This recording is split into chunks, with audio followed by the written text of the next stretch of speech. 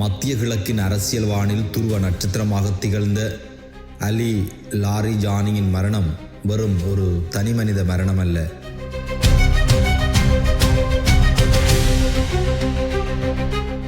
அது ஈரானிய அதிகார மையத்தின் முதுகெலும்பு முறிக்கப்பட்ட தருணம்.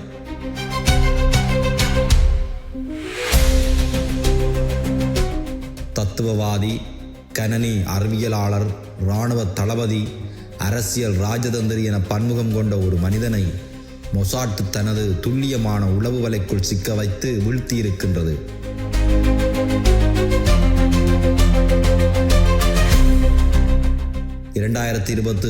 மார்ச் 16 நள்ளிரவில் தெஹ்ரானின் அந்த இரகசிய பதுங்குகுழியில் நிகழ்ந்தது என்ன?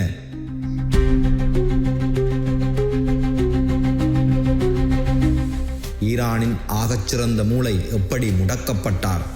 இதை குறித்து தான் இன்றைய எனது பார்வை நிகழ்ச்சியில் பார்க்க இருக்கின்றோம்.